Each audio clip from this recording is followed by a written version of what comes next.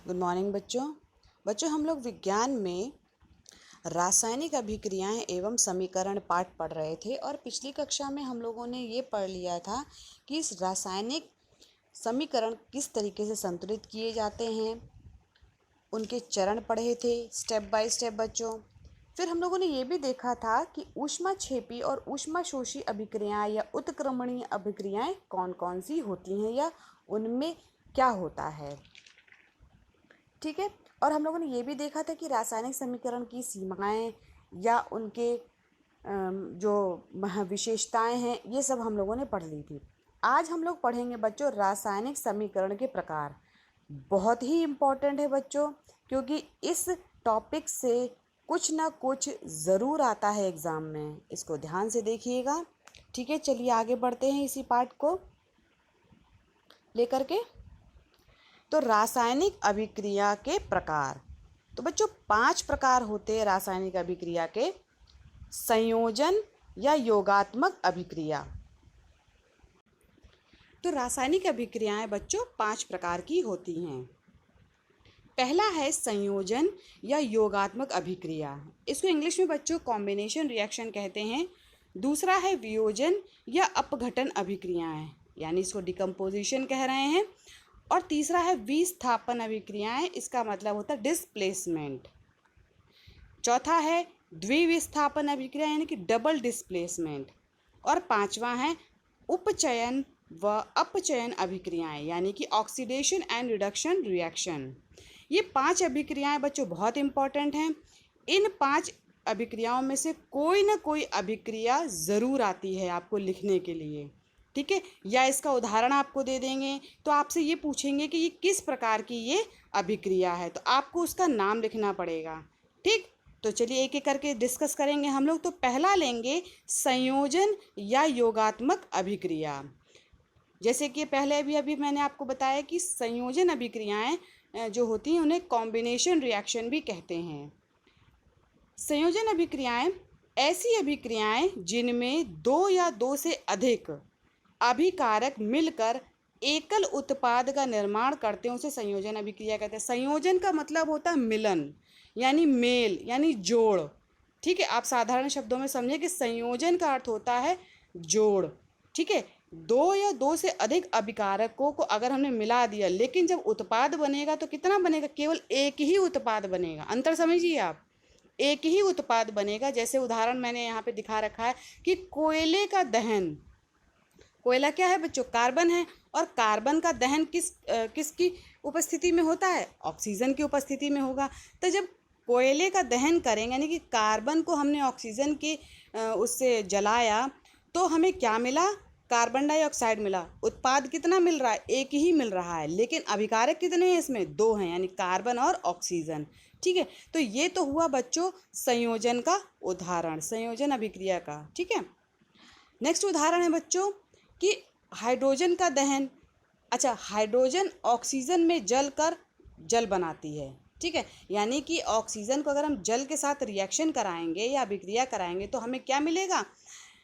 जल मिलेगा, जो प्रारंभिक रूप से गैसीय अवस्था में होता है। यानी कि पहले किस अवस्था में मिलेगा हमें? ये भाप की अवस्था में मिलेगा, यानी गैस की अवस्था में मिलेगा। इसे ठंडा करने पर जल यानी द्रव्य प्राप्त हो जाता है।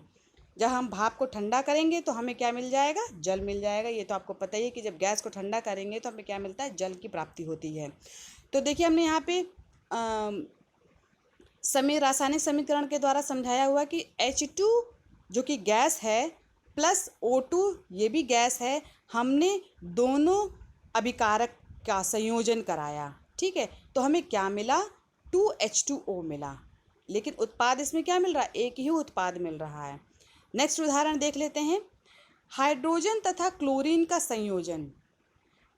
हाइड्रोजन तथा क्लोरीन का संयोजन, तो सूर्य के प्रकाश की उपस्थिति में हाइड्रोजन तथा क्लोरीन गैसें संयोजन करके हाइड्रोजन क्लोराइड गैस बनाती हैं। क्या बनाएंगी? हाइड्रोजन क्लोराइड गैस बनाएंगी। देखिए यहाँ पे रासायनिक समीकरण लिखा हुआ है कि H2 जो है वो क्या है? गैस है, और Cl2 क्या है? गैस है। अब 2 अभिकारक हैं यहाँ पे, लेकिन दोनों अभिकारकों को हमने सूर्य के प्रकाश की उपस्थिति में अभिक्रिया कराई तो हमें क्या मिला?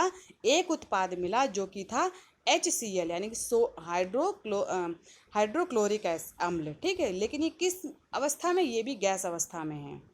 हाइड्रोजन क्लोराइड गैस जल में अत्यंत घुलनशील होने के कारण हाइड्रोक्लोरिक अम्ल बना लेती है, लेकिन ये जो HCl है ये गैस के रूप में बहुत कम देर तक रहती है। जल्दी से ये क्या करेगी, जल के साथ अभिक्रिया करेगी और हाइड्रोक्लोरिक अम्ल बना लेगी, ठीक है। इसी से संबंधित बच्चों हम एक प्रश्न करेंगे जो कि संयोजन अभिक्रिया का उदाहरण है।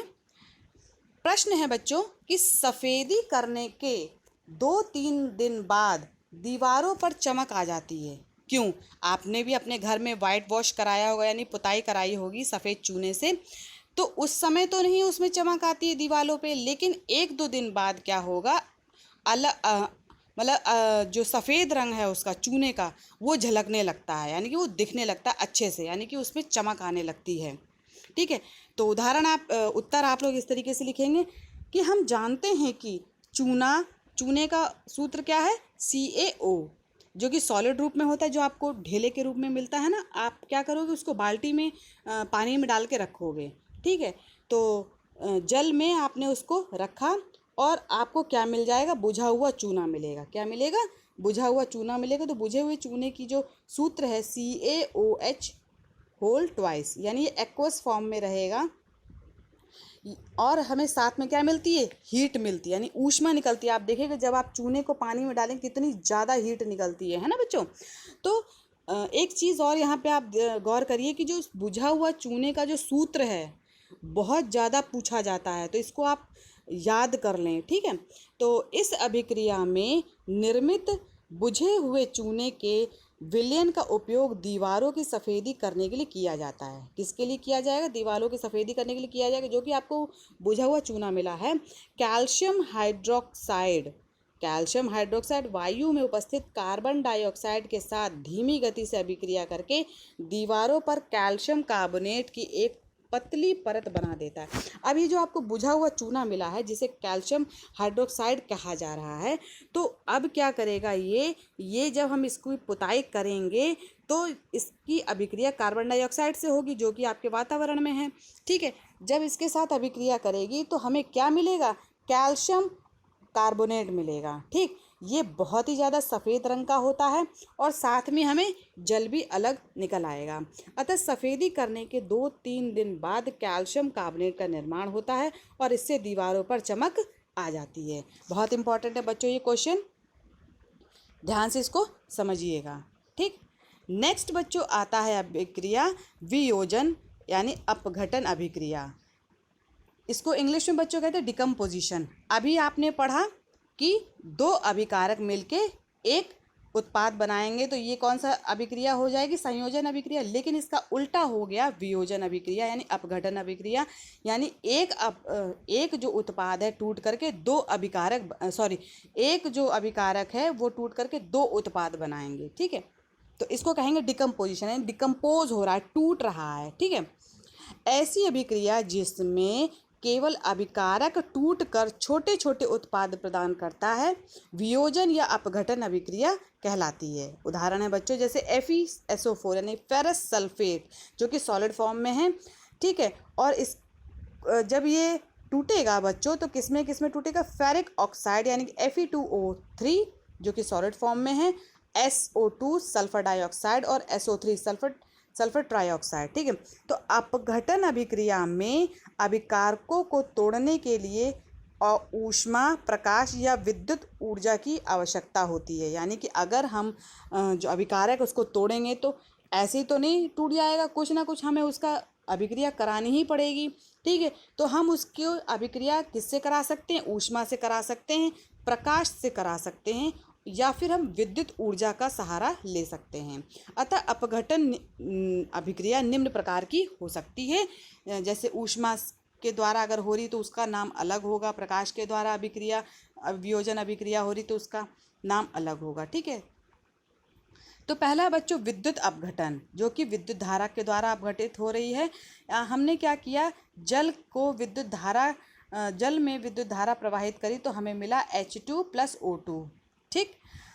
दूसरा है बच्चों ऊष्मीय अपघटन, यानी हमने चूना पत्थर को हमने गर्म किया तो हमें क्या मिला, बुझा चूना, बिना बुझा चूना मिला यानी क्विक लाइम मिला, और साथ में हमें कार्बन डाइऑक्साइड भी गैस मिली। ठीक है, देखिए गैस को हमने एरो के रूप में ऊपर दर्शाया क्योंकि ये गैस है, इसकी जगह हम जी भी लिख सकते थे। ठीक, तीसरा है बच्चों प्रकाशीय अपघटन, यानी हमने हाइड्रोब्रोमाइड जो है इसको हमने सूर्य के प्रकाश की उपस्थिति में इसकी अभिक्रिया कराई तो हमें क्या मिला, H2 + Br2 मिला। ठीक, Br2 क्या है बच्चों, ये भी एक गैस है। अन्य उदाहरण भी आप देख सकते हैं जो कि आपके दैनिक जीवन में आप देख सकते हैं। भोजन का पाचन, हमारे शरीर में बच्चों भोजन का पाचन अनेक वियोजन अभिक्रियाओं के फलस्वरूप होता है, यानी कि हम क्या खाते हैं, हम सॉलिड फॉर्म में खाना खाते हैं, उसके बाद वो टूटता है, छोटे छोटे टुकड़ों में टूटता है। हमारे भोजन के प्रमुख घटक कार्बोहाइड्रेट, वसा, प्रोटीन आदि होते हैं। ये घटक वियोजित होकर अनेक सरल पदार्थ बनाते हैं। ठीक, जो पुनः अभिक्रिया द्वारा विशाल मात्रा में ऊर्जा मुक्त करते हैं। ये ऊर्जा ही हमारे शरीर को कार्यशील बनाए रखती है। ठीक है, तो जब हम भोजन जो खाते हैं वो उनमें क्या क्या होता है, कार्बोहाइड्रेट होगा, वसा होगा, प्रोटीन होगा।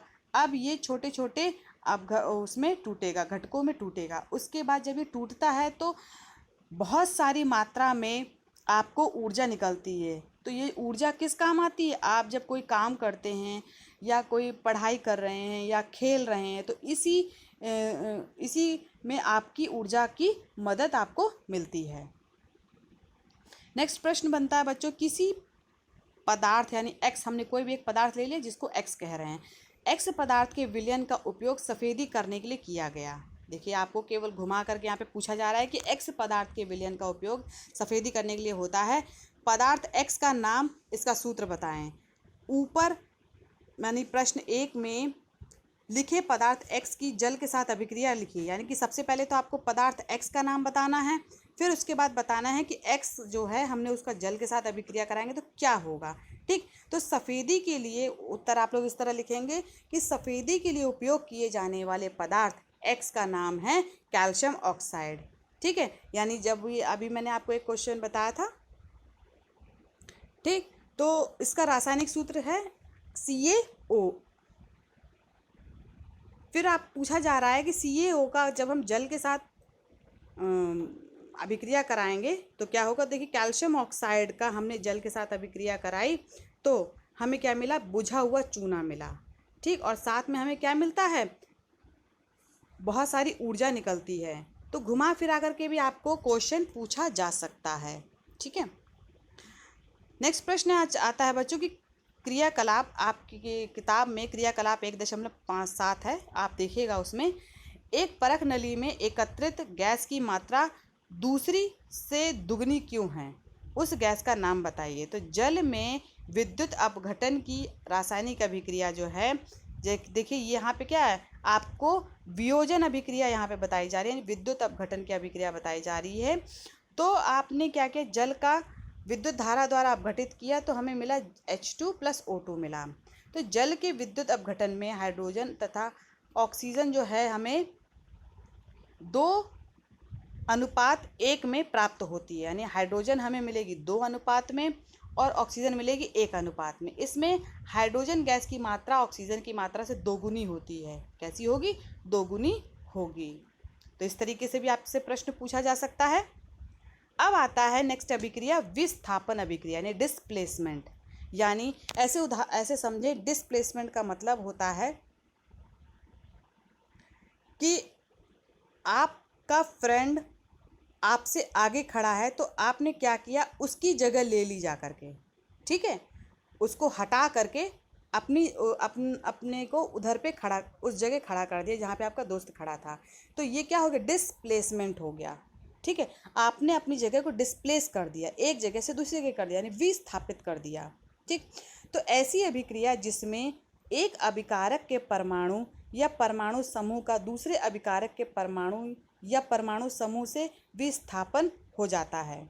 जैसे आपने लिया CuSO4 यानी कॉपर सल्फेट लिया और हमने इसको जिंक के साथ अभिक्रिया कराई तो कॉपर सल्फेट क्या है बच्चों, कम क्रियाशील है और जिंक क्या है, अधिक क्रियाशील है। तो जो अधिक क्रियाशील होगा, जो ज़्यादा एक्टिव होगा, जो ज़्यादा पावरफुल होगा, वही तो दूसरे को धक्का देगा।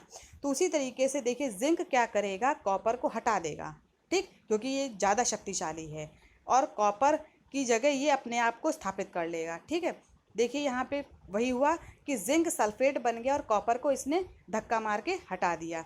तो इसने जोड़ी बना ली सल्फेट के साथ, क्योंकि ज़्यादा पावरफुल था। इस अभिक्रिया में अधिक क्रियाशील धातु कम क्रियाशील धातु को विस्थापित कर देती है। ठीक है, अन्य उदाहरण भी आप देख लीजिए कि ZnFeSO4, इसमें भी देखिए Zn जो है ज़्यादा पावरफुल है, तो ये Fe को हटा देगा और ZnSO4 बनाएगा, साथ में Fe भी बना देगा, जो कि सॉलिड फॉर्म में मिलेगा आपको। फिर आता है FePbNO3 का होल ट्वाइस। ठीक, इसमें क्या है कि Fe जो है यानी कि जो आयरन है ज़्यादा शक्तिशाली, ये लेड को विस्थापित करेगा और बना देगा FeNO3 का होल ट्वाइस और लेड मिलेगा आपको। नेक्स्ट उदाहरण है बच्चों CuAgNO3। ठीक, अब इसमें कॉपर बहुत ज़्यादा शक्तिशाली है और सिल्वर यानी Ag जो है इसको हटा देगा, तो बनेगा आपके पास CuNO3 का होल ट्वाइस, साथ में मिलेगा आपको Ag जो है यहाँ पे ये बच्चों सिल्वर यानी कि जो चांदी है ना, आप देखते हैं जिसके आपके मम्मी जो हैं वो जेवर बनाती हैं अपने पायल है, तो यही सिल्वर जो है, इसका सूत्र जो है वो Ag है। ठीक है, अब आता प्रतिस्थापन, यानी एक दूसरे की जगह लेना। आपके दोस्त ने जो डिस्प्लेसमेंट था बच्चों, उसमें क्या था कि आपने अपने दोस्त की जगह ले ली, लेकिन आपके दोस्त जो है आपकी जगह नहीं ले पाएगा। लेकिन प्रतिस्थापन में क्या होगा कि आपका दोस्त जो है आपकी जगह लेगा और आप जो है आपके दोस्त की जगह लोगे जा करके। ठीक है, तो ये अभिक्रियाएं कार्बनिक रसायन में बहुत महत्वपूर्ण है। संतृप्त तथा असंतृप्त दोनों ही प्रकार के हाइड्रोकार्बन में यह क्रिया होती है। इस क्रिया में हाइड्रोकार्बन के एक या अधिक हाइड्रोजन परमाणु दूसरे परमाणु या समूह द्वारा प्रतिस्थापित होकर नए यौगिक देते हैं। जैसे मेथेन पर क्लोरीन की क्रिया से मेथिल क्लोराइड व हाइड्रोजन क्लोराइड बनता है। देखिए मीथेन क्या है, मीथेन के साथ हमने क्लोरीन का रिएक्शन कराया तो हमें क्या मिला, मेथिल क्लोराइड मिला। यानी हाइड्रोजन की जगह किसने ले ली, यहाँ पे एक क्लोरीन ने ले ली, और जो इधर जो क्लोरीन के दो क्लोरीन थे, तो दो क्लोरीन में एक क्लोरीन तो मीथेन के पास चला गया और उसके पास जो है हाइड्रोजन आ गया। ठीक है, तो बन गया आपका हाइड्रोजन क्लोराइड बन गया। ठीक है, अब देखिए यहाँ पे मैंने आपको एक सीरीज दे रखी है, एक तालिका दे रखी है, जिसमें देखिए सबसे ऊपर लिखा हुआ है कैल्शियम, नीचे है सोडियम, फिर है देखिए सबसे ऊपर है पोटेशियम, दूसरे नंबर पे है सोडियम, तीसरे नंबर पे है कैल्शियम, फिर मैग्नीशियम, एल्यूमिनियम, जिंक, लोहा, लेड, हाइड्रोजन, कॉपर, पारा, सिल्वर, गोल्ड। तो एक सीरीज है जो कि आपको याद रखना है। आसान तरीका आप इस तरीके से भी याद कर सकते हैं कि काना कार मांगे ऑल्टो जैन फरारी, प्रभु हैं क्यों हजूर आज आओ। तो आप एक नॉर्मल सा सेंटेंस बच्चों आप लोगों को जल्दी याद हो जाता है, तो आप इस तरीके से भी याद कर सकते हैं। ठीक है, कि काना कार मांगे ऑल्टो जैन फरारी, प्रभु है क्यों हजूर आज आओ। तो जो ऊपर वाले जो हैं, जो सीरीज़ के हैं, वो ज़्यादा शक्तिशाली होते हैं और जैसे जैसे आप नीचे पहुँचेंगे वो कम शक्तिशाली होंगे। ठीक है, अन्य उदाहरण देखिए, Fe जो है CuSO4 के साथ जब रिएक्ट करेगा तो Fe क्या करेगा, वो Cu को हटा देगा। इधर देखिए, यहाँ पे आप देखिए जो Fe है वो ज़्यादा पावरफुल है ना, तो और जो Cu है वो कम पावरफुल है। देखिए ऊपर जो है लोहा लिखा यानी कि Fe लिखा, और उसके नीचे जो है कॉपर है यानी कि लेड, हाइड्रोजन, फिर कॉपर लिखा हुआ है। तो कॉपर कम क्रियाशील हो गया और Fe जो है ज़्यादा क्रियाशील है। ठीक है, देखिए तो Fe क्या करेगा, इसको हटा देगा, कॉपर को हटा देगा। ठीक है, और उसकी जगह वो ले लेगा। ठीक, फिर आता है बच्चों उसी तरीके से देखिए यहाँ पे Zn जो है वो क्या है, कॉपर से ज़्यादा शक्तिशाली है, और Zn जो है यहाँ पे भी देखिए जिंक जो है ऊपर है, कॉपर नीचे है। ठीक है, तो इसका मतलब ये हुआ कि जितने भी आपको ऊपर मिलेंगे तत्व वो सभी ज़्यादा शक्तिशाली होंगे, क्रियाशील होंगे, जो नीचे होंगे वो कम क्रियाशील होंगे। ठीक, तो आप इस सीरीज़ को याद रख करके आप जो अभिक्रियाएं हैं वो लिख सकते हैं, समीकरण कर सकते हैं। अब आता है बच्चों द्विविस्थापन अभिक्रिया, डबल डिस्प्लेसमेंट रिएक्शन। वे अभिक्रियाएं जिनमें अभिकारकों के बीच आयनों का आदान प्रदान होता है। क्या होगा, आयनों का आदान प्रदान होगा, उन्हें द्विविस्थापन अभिक्रिया कहते हैं। उदाहरण देखते हैं, सोडियम सल्फेट लिया यहाँ पे हमने और बेरियम क्लोराइड लिया, तो क्या हुआ, सोडियम सल्फेट में जो सल्फेट की जगह सोडियम की जगह बेरियम आ जाएगा, और बेरियम की जगह क्या पहुँच जाएगा, सोडियम पहुँच जाएगा। तो डबल डिस्प्लेसमेंट हो गया ना, अलग अलग जगह पहुँच गया वो। नेक्स्ट आता है बच्चों अन्य उदाहरण हैं जो कि द्विविस्थापन के हैं।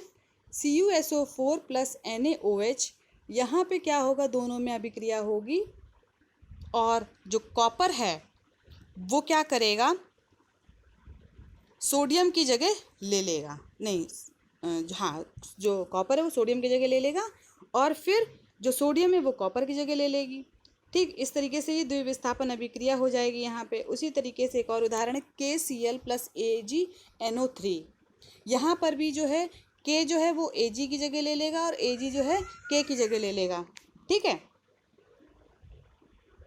अब अपक्षेपण अभिक्रिया क्या होती है कि जिस अभिक्रिया में जल में अविलय यानी अवक्षेप प्राप्त होता है।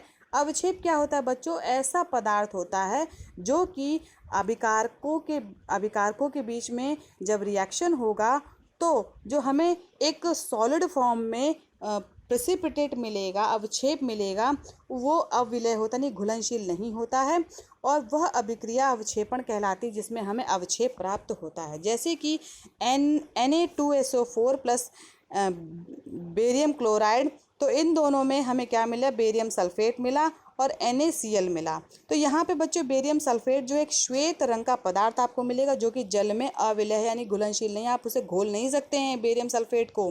ठीक है, एक प्रश्न है बच्चों कि सिल्वर के शोधन में सिल्वर नाइट्रेट के विलयन से सिल्वर प्राप्त करने के लिए कॉपर धातु द्वारा विस्थापन किया जाता है। इस प्रक्रिया के लिए अभिक्रिया लिखिए।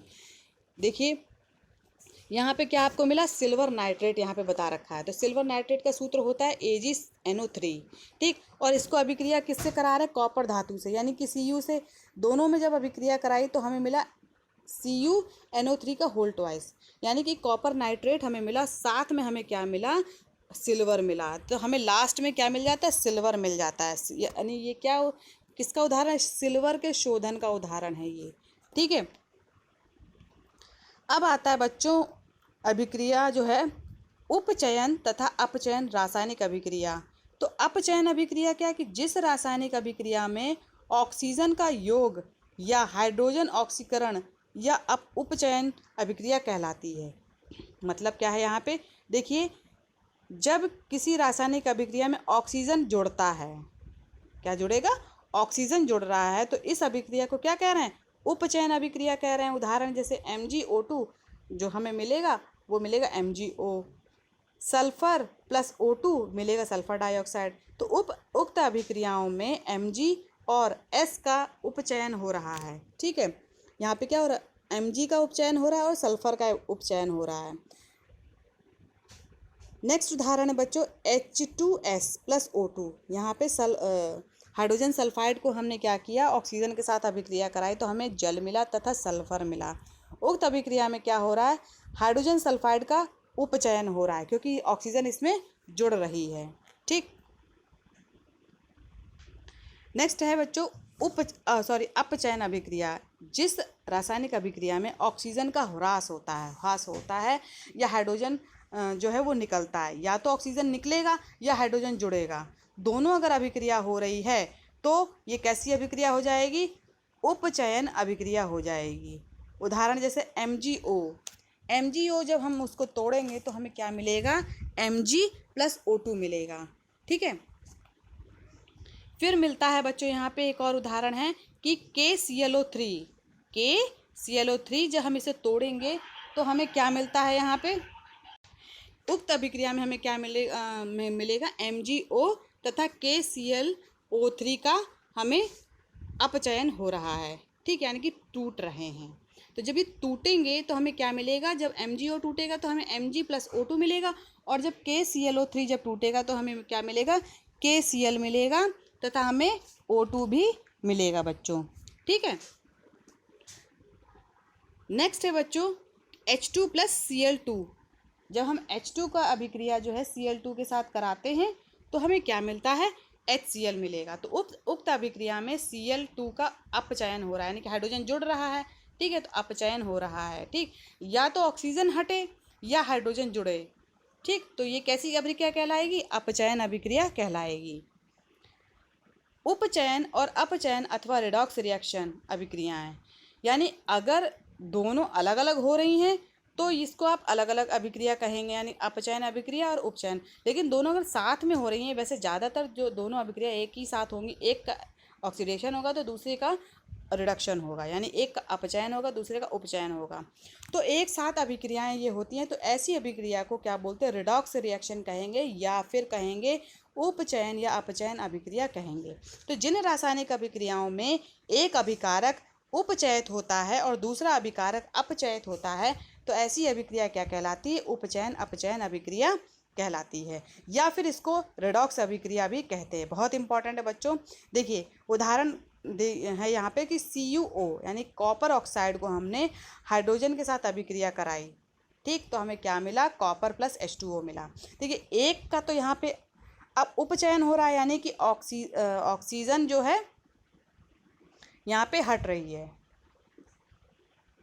यहाँ पे जो ऑक्सीजन जो है उपचयन हो रहा है, कॉपर ऑक्साइड का, यहाँ पे कॉपर ऑक्साइड से ऑक्सीजन हटाई जा रही है, तो ये ऐसी अभिक्रिया क्या हो रही है, यहाँ पे अपचयन अभिक्रिया हो रही, और H2 के साथ ऑक्सीजन जुड़ रही है, तो ये कैसी अभिक्रिया हो गई, उपचयन अभिक्रिया हो गई, तो दोनों एक साथ हो रही हैं, ठीक, तो ये कैसी अभिक्रिया हो जाएगी, रिडॉक्स रिएक्शन हो जाएगी, यानी कि रिडॉक्स अभिक्रिया हो जाएगी। और भी उदाहरण है, जैसे ZnO को हमने कार्बन के साथ अभिक्रिया कराई तो जिंक हमें मिला और कार्बन मोनोऑक्साइड मिला, ठीक है, तो यहाँ पे जिंक का क्या हो रहा, ऑक्सीजन हट रहा है इसमें से, तो ये कैसी हो गई, ये अपचयन हो गई। और कार्बन डाइऑक्साइड कार्बन के साथ ऑक्सीजन जुड़ रही है तो ये कैसी हो गई, उपचयन हो गई। जिसमें ऑक्सीजन जुड़े वो उपचयन है और जिसमें से ऑक्सीजन हटे वो अपचयन है, ठीक। अन्य उदाहरण है बच्चों, MgO2 को हमने HCl के साथ अभिक्रिया कराई तो हमें मिला MnCl2 + H2O + Cl2, ठीक है, तो यहाँ देखिए हमें MnO2 से O हट गया, ठीक, तो इसका क्या हुआ, अपचयन हुआ, ठीक। और यहाँ पे HCl में जब हाइड्रोजन हटा और ऑक्सीजन जुड़ा तो ये कैसा हो गया, उपचयन हो गई अभिक्रिया। तो ये सभी जो है रिडॉक्स अभिक्रिया के उदाहरण हैं, ठीक है। एक और शब्द आता है बच्चों, उत्प्रेरक। यानी कि इन्हें कैटलिस्ट भी बोलते हैं, वे पदार्थ जो रासायनिक अभिक्रिया के वेग को परिवर्तित कर देता है परंतु स्वयं अपरिवर्तित रहते हैं, उत्प्रेरक कहलाते हैं। जैसे अगर कोई जैसे जिंक है या MnO2 है, अगर हमने उसको किसी अभिक्रिया में यूज़ कर रहे हैं लेकिन वो अपने आप को उसमें ख़त्म नहीं करता, जबकि अभिक्रिया के जो दर है उसको आगे बढ़ाएगा या अभिक्रिया के दर को पीछे करेगा, ठीक है, लेकिन अपने आप को उसमें ख़त्म नहीं कर देता, अपने आप को चेंज नहीं करेगा, ठीक, अपने आप को यूज़ नहीं होने देगा, ठीक। तो ऐसी अभिक्रिया, ऐसे पदार्थ क्या कहलाते हैं, उत्प्रेरक कहलाते हैं तथा इस घटना को उत्प्रेरण कहते हैं। उदाहरण देखिए बच्चों, KClO3 को हमने MnO2 यहाँ पे क्या काम कर रहा है, उत्प्रेरक का काम कर रहा है, ठीक। तो KClO3 जो टूटेगा किसमें टूटेगा, KCl + O2 में, और यहाँ पे उत्प्रेरक कौन है, MnO2 है। नेक्स्ट है बच्चों वनस्पति तेल। वनस्पति तेल का हमने हाइड्रोजनेशन कराया निकल की उपस्थिति में, तो निकल क्या यहाँ पे कहलाएगा, उत्प्रेरक कहलाएगा। एक बहुत ही इंपॉर्टेंट आपको क्वेश्चन कई बार मैंने देखा है बोर्ड में आया है कि वनस्पति घी किस तरीके से बनता है वनस्पति तेल से, ठीक, तो आप निकल ज़रूर लिखें क्योंकि निकल बहुत इम्पॉर्टेंट है इसमें, उत्प्रेरक। ठीक, तो यहाँ पर बच्चों आज की कक्षा समाप्त होती है।